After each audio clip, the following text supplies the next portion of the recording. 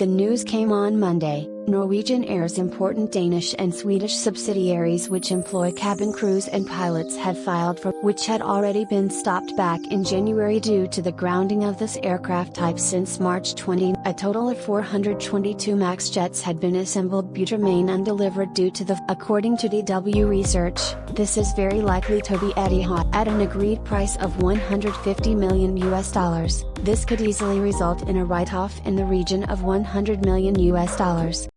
Not so in this case, which stands as an apparent example of the currently dire situation at Boeing and Airbus, where the majority of airline customers are fighting for survival. Boeing reportedly accepted a further price reduction of 15%, preferring to have the aircraft delivered instead of haggling back and forth for a few $1 million more or less.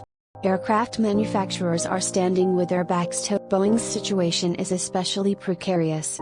Their survival is threatened now and they need to take dramatic. Boeing's commercial arm alone is currently burning about $4 billion a month, just to keep itself and some major suppliers going. Up until mid-March, Boeing had used up a new credit line of $14 billion. On top of that is the huge burden caused by the MAX crisis, which recently added up to $7 billion in costs.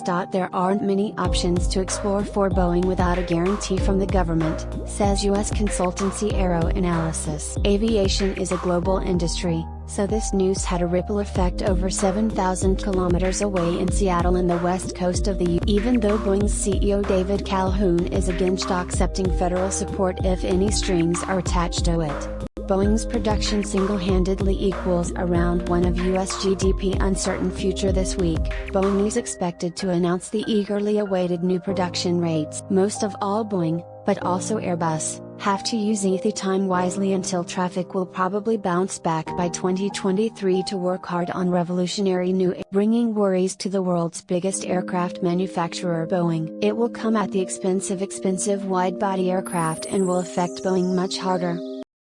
Cathay Pacific from Hong Kong, which has ordered 21, has reportedly already decided internally no to take up the 777X. There have even been rumors that the whole program might be scrapped, but experts don't think that's very likely. Republicans and Democrats in the U.S. Senate agreed on an emergency program worth over $480 billion, €442 billion, to help small business hospitals and boost coronavirus testing in the country. There are currently 92 non-delivered orders for 737 MAXes, as well as two 787 Dreamliner aircraft waiting at the Everett factory to be ferried to Scandinavia. The first of 27,000 Boeing employees were expected back on their jobs for the late